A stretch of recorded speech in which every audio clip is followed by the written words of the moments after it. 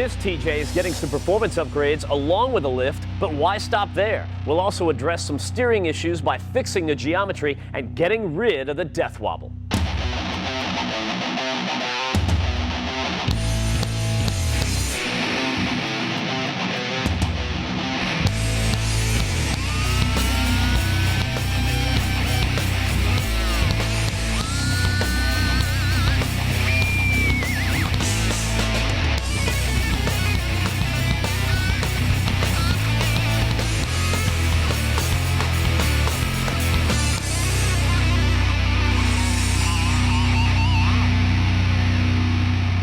Hey, welcome to TruckU. We've got this 2001 TJ in the shop here today, and it's got a bit of a steering issue that we refer to as the death wobble. Hang on, right? Now, the death wobble, simply put, is when, for some reason or another, it starts getting loose up in the front end and the wheels are going back and forth, and that goes through the steering wheel, and you get this number right here. And they call it the death wobble because you can really lose control quick and slam into a wall or a tree. And it's got the name death in it, so it's pretty bad. Right? Yeah, we better get this thing back to the shop before the death wobble claims another victim. This is a little loose, dude. All kidding aside. Well, the death wobble you just witnessed all too often starts right here with aftermarket oversized wheels and tires. This sort of gets the ball rolling. It certainly can, especially if you lift it up a little bit and you don't change all the geometry. I mean, take a look under here at the steering and suspension, right? All this stuff is connected together and you've got connection points, all these bushings and everywhere. And these get worn out over time. And here's what happens. You wear one of these out and all of a sudden, if that's worn out, it's going to put more stress on the rest of them. Next thing you know, you got a system like this that's been around for a couple of years and they're all worn out and everything's shaking around all over the place, right? So what we're going to do is take all those parts out and replace them with these Rebestos parts that we got from Federated Auto Parts. Yeah, we've got everything we need. We've got the sway bar end links, we've got the track bar, we've got the drag links, yep. Yeah, we've got the hub assemblies, but the track bar is something that really keeps it all together laterally. This is what's keeping the vehicle from going side to side when you're going down the road or when you're going down the trail. So when these bushings go, everything starts to move. And once this thing starts to get moving, well, it's hard to stop. It is. It's like Bruno on the dance floor. You know it. Crazy. Oh, yeah.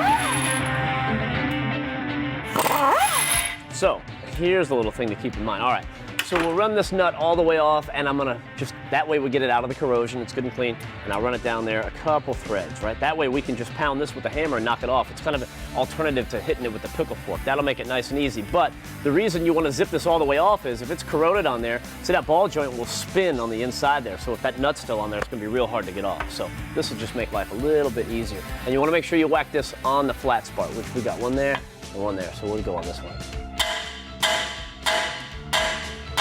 There we go. Nice. And ready to go. I will clear this out here for you. Now, with this out of the way, you can notice we have a little bit of a problem we saw here with the sway bar end link. It's pretty common in Jeeps, honestly, because people use these things off-road and you get a lot of articulation here. It splits the seal, which in turn damages the bushing because you get all the grease comes out and a bunch of dirt and debris in there and wears this out. So this is obviously something we're going to replace. So now's the time we roll in the jack stands and go ahead and hold that axle in place because all the weight is currently being held by these sway bar end links and the shocks. Well, we're going to disconnect these, so you don't want all the weight on the shock. We don't want to bottom it out or anything like that. We want to just keep the axle where it's at. All right, Matt, got that track bar out of the way. Gee, thanks. File that for me. Just what I always wanted. Besides addressing the steering on this Jeep, we're also going to address the suspension a little bit. So what we've done is taken out the old spring, we're replacing the old shock. We're also going to go ahead and remove this little leveling kit they had up front, which the spring set underneath here to level out the front of the Jeep. So we're going to get this old stuff out of the way, and we're going to replace with a new lift up front with taller springs and longer shocks. So the last thing we needed to take a look at was our front hub assemblies in order to try and solve this issue with the death wobble. So I got the front hub off. The problem is I can't get the rotor off the hub. If you look right here, you can see I've been beating on this thing with a hammer. It simply won't come off. If you look close at these rotors, you realize, well, they need to come off because they're pretty much shot. You've got a big groove here, and the brake pads are completely worn out. So this guy hasn't changed the brakes in a long time, so we need to order a whole new set of brake parts. We've got new pads, new rotors, all that stuff. And if you look at the hub assembly, the back, this unit bearings, well, it's seen better days. You move it back and forth, you can see there's just a little bit of slop in this thing, and a lot of slop in here means a lot of slop when you're driving and can cause that death wobble issue. So we're going to replace the unit bearing and this whole front hub assembly with a brand new one from Bestis. Now these are designed with a high carbon steel, and it's going to be really strong, and it's designed and engineered for an OE fit, so it'll go in nice and easily, save us some time and effort. So I've got some new brake parts on order. We're going to go ahead and start putting this thing back together, and we're going to take a break because we come back, we're going to start addressing the power issues with this Jeep.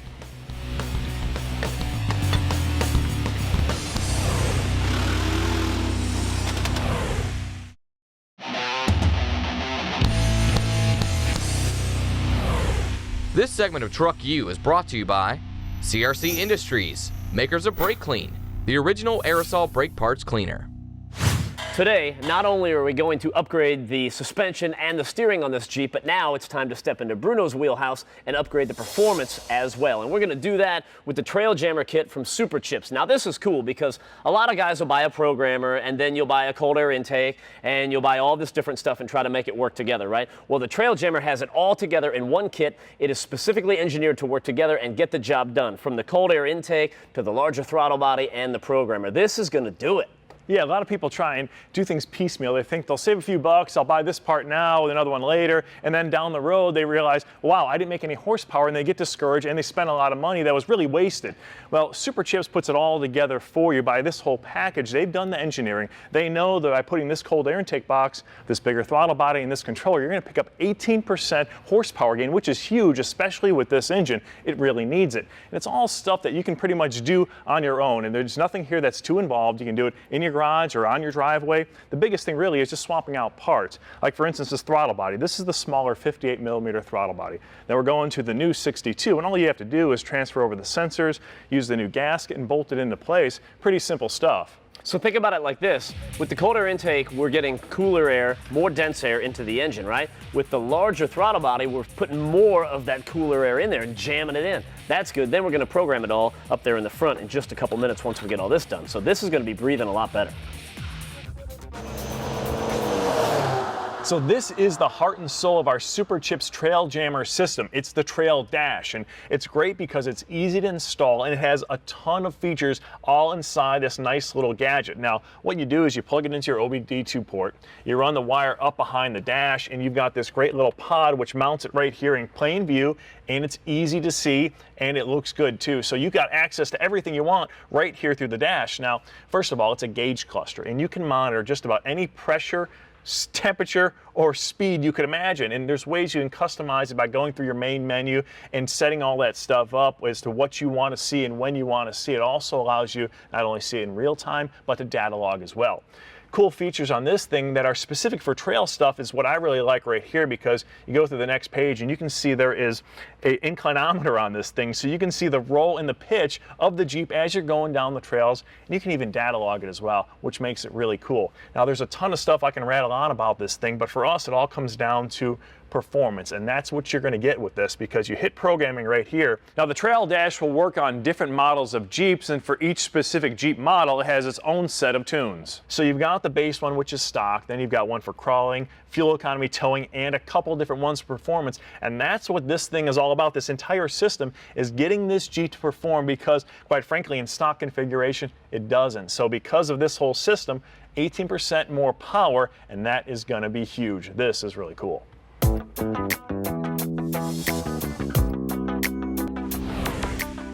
Over time, trim on any truck begins to fade. Take for example this wheel arc molding on this 82C10 project. We can easily install a one-piece molded kit from LMC Truck to make this wheel well look brand new again. When taking off the old molding, many times the old screws will snap or break. That's why LMC Truck includes all the new hardware, so don't try to save the old screws. Before installing the new one, clean the surface of the paint to get rid of any leftover dirt. Now you can install the new wheel arc molding from LMC Truck. No bending or cutting is required. The new piece is a custom fit, and all the screws line up in the original holes. Be sure to put all of the screws in loose and then come back and tighten them all down. In the end, your wheel well can go from this to looking like it did from the factory. This tip is brought to you by LMC Truck. Restore, maintain, and customize your truck with parts and accessories from LMC Truck.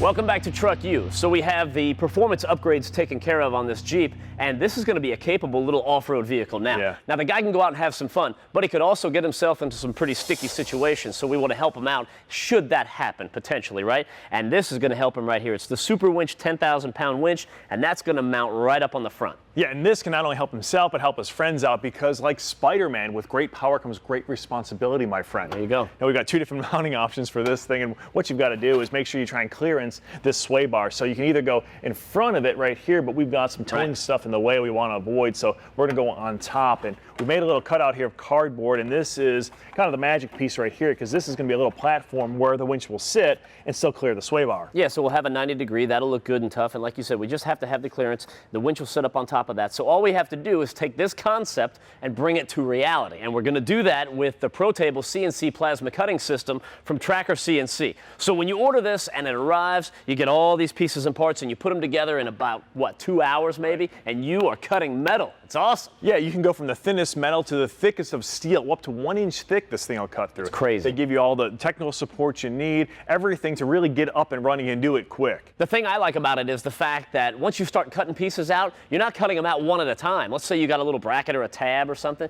You cut out 100 of those things, man. Stock up, sell them to your buddies, whatever you got to do. You're in the metal cutting business now, you know?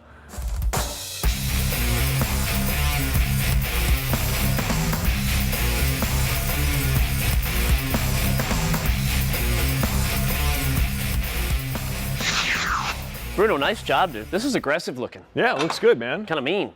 And this is the final touch. All right. A little mounting plate right here for our winch, and the whole idea was to get the winch up over our sway bar so it'll sit nice and level, it won't bind into anything, and we have great access to our winch. Take a look at that. Final touch will go right in there. Hoss right there. Pow. That looks good. All right, we need to finish that up though. But could you imagine how long that would have taken to build this thing if we didn't have the Tracker CNC, dude? Come on. We can finish this up in a little bit, but we got to get to that suspension stuff. I think our parts might have just come in. All right. The suspension parts are here, and we're ready to get this inside the truck. Now, this is your basic 2-inch kit for the TJ from Rusty's Off-Road Products, and everything we need is right here. We've got the shocks and the springs. Now, these springs are optimized to give you excellent on-road performance as well as sure-footedness when you take these things off on the trails, so these are going to be perfect. You know what's cool about this is it's an upgradable system. So this may be all the lift that we need today, but 6 months from now, you know, maybe your driving experience is a little bit more. Right. Maybe you're just more aggressive and you need bigger and better, right? Well, you can do that. Maybe you need some control arms with the Rusty's flex joints or some disconnectable sway bar end links. You can always change and always grow, and that's a cool thing about it. Now, let's move on to these pins and these bushings, because a lot of people ask, man, you know, how do you get these things in here? Well, there's a couple little tricks. So these with the close end, that's a little bit easier. So Bruno, if you would, please, just go ahead and give me a hand. I'm gonna get this started. There, all right. And try not to crush my hand, if you would, all right? So watch your fingers. I got you. Now let me drive it on. All right, you got it? All right, now give this a whack. Boom, boom, boom. And done. Look at that.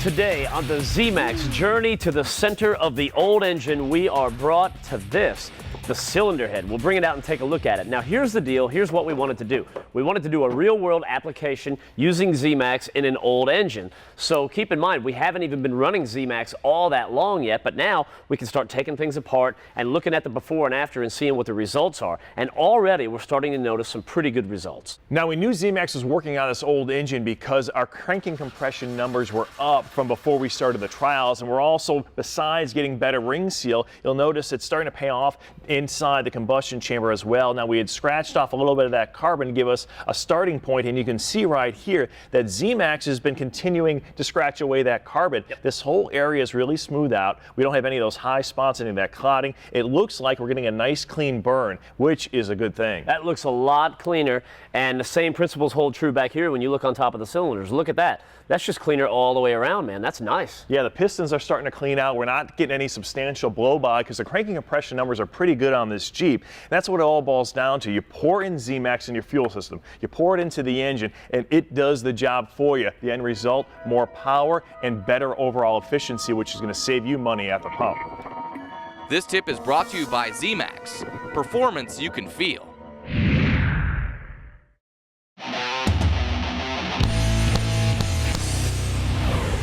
Welcome back to TruckU. Now here's something we use all the time. It's the white diamond metal polish and sealant. You know, if you've got some metal on your vehicle or anywhere around the shop and it needs to have a little bit of new life breathed into it, this is how you do it. So aluminum, stainless steel, chrome, brass, it doesn't matter. This is going to make it look fantastic. And the best part is it's so easy to use. Yeah, the easy part is something Matt and I really like, because you know what, if a product's easy to use, you're going to use it all the time. It won't sit on the back of the shelf. It'll go up on the front. And that's what we do with the white diamond. So you simply shake it up, mix up the chemicals inside, and pour it on a clean, dry cloth, and you rub it vigorously on the metal that you want to polish out. Now you'll get it to a point where it gets black. At that point, it is ready to rock. Let it dry for about a minute, then get another dry, soft cloth and polish it out, and you're going to get excellent results. And the results are going to last too. Now we've used it in the shop on the motorcycles, all kinds of little parts. The best case was our buddy's trailer. We cleaned it all up. It looked kind of junky, got it looking almost brand new like that, and it looked great. We checked it out 6 months later. It still looked awesome. That's the way to do it. It's the white diamond metal polish and sealant, and you've got it in the bottles and the handy wipes right there. You know, it never fails. You spend the afternoon washing and waxing your ride. It's looking good. You're feeling good. You take the car out and man, Mother Nature attacks, and all that hard work is for nothing. That is unfortunate, but that is where this comes in. It's the Armor All Extreme Shield Wax. It's specifically designed to repel dirt and debris more so than any other wax on the market. So not only do you get your long-lasting, brilliant shine and your vehicle looks great, but it's also going to protect it with a protective barrier between your vehicle and the elements. Now those elements could be any number of things. So you've got bugs and dirt and road grime and water spots. Down in Florida, they get the love bugs a couple of times a year. Those are nasty. Or you've always got the neighbor that has the sprinkler pointed out into the road like it's not on his yard, you know, and you have to drive under it twice a day. So that's fantastic. Yeah, a good quality wax is key to keeping your old ride or new ride looking good and maintaining that good look for a long period of time. And this will do it. It's the Extreme Shield Wax from Armor All. This is the battery extender powered by Schumacher. The name of the game here is keep our toys running. And by toys, I'm talking about boats, snowmobiles, four-wheelers, all the things that we love to play with, but they may sit for a couple of weeks in between. Well, this little deal right here is going to keep us playing. Yeah, it's a very cool looking charger slash maintainer. And the great thing about it, it's this whole sealed system, so it's going to keep moisture and debris out of the charger and keep it from damaging it. Very simple to use, and it comes with, 20-foot fused leads, which are great. They've got the quick disconnects on the end. You've got a 24-inch ring terminal adapter. What makes this unique is the fact that it's got auto voltage detection for both 6 and 12 volt batteries. And it's got reverse hookup protection, so if you hook these up backwards, you're not going to harm anything. Now it's an 8-stage microprocessor charging system, so it takes care of everything itself. It's the 1 amp SP2 charger maintainer battery extender powered by Schumacher. Here's the bad news. All AC systems in vehicles leak, and the biggest problem with cooling the air is low refrigerant charge. But here is the good news. It's the do-it-yourself recharge kit from AC Pro. It's quick, easy, and safe to use and do yourself. Now, what you've got is a 24-inch lead right here, so you can get where you need to get to. You've got a quick disconnect on the end, so that makes life easy for you. And all you have to do then is dial in the pressure. So what you do, you go on the back and you look right here and say, okay, it's 80 degrees outside. You set this there, and now you squeeze the trigger until that little dial falls in between those two parameters, and now you've got the right pressure. It's just that easy to recharge your AC system and do it yourself. And you're doing a couple other things at the same time. It's going to cure all the common AC leaks in your system and just make the air blow colder. It's the do-it-yourself recharge kit from AC Pro. For more information about anything you've seen on today's show, check out speed.com or visit our website at truckutv.com.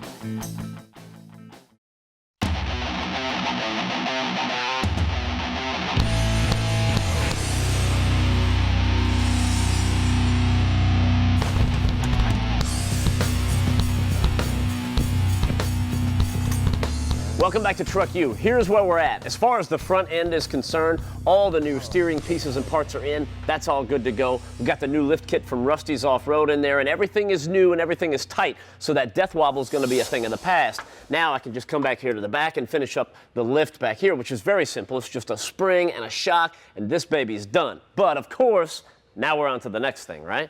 Yeah, the last thing we've got to tack is a fuel system issue they've had with this Jeep. Now, what the deal is if it sit for a little bit while or sit overnight, it wouldn't want to start up right away. So the guy took it in, had a new auxiliary fuel filter put on it, and it didn't solve the problem. We actually checked the pressure, and it seems to have low fuel pressure. So unfortunately, the next logical thing to check is the fuel pump itself. You see with this Jeep and a lot of newer vehicles, they've got a little check bulb that sits in the fuel system line and keeps a head of fuel up to the rail. So if it sits for a long period of time, the fuel's already there, it fires up right away. Well, that's not what's happening with this Jeep. So there's a failure somewhere in that check bulb or one-way valve or the pump itself. So that's where we're back here. If I'm being honest, it would have been a lot easier if it was a problem, elsewhere in the truck. But no, we had to come back here and drop the tank. That's cool, because that's where we're at right now. So we got this new Carter fuel pump from Federal Mogul. It's a direct OE replacement, but it does have a couple significant advantages over this older one.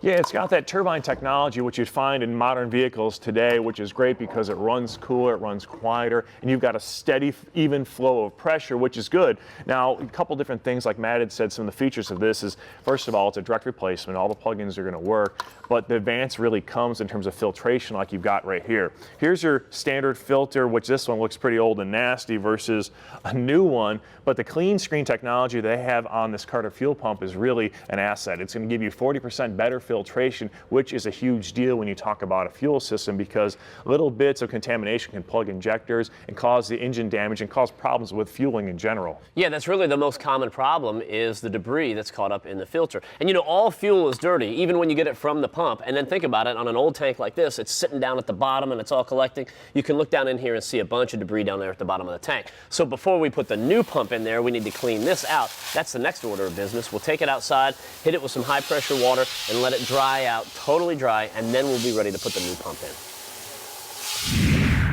Now that we got our fuel tank cleaned both inside and out, we can go ahead and put on our new Carter fuel pump. Now the first thing you need to do is make sure that you put a little lubricant on the seal right here so it'll go down into place.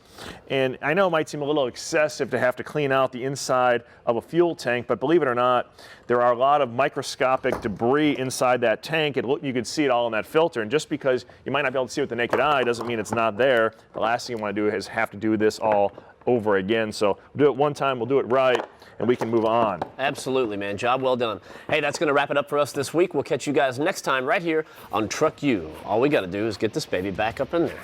That's good. Nice. Looks good. You got this side.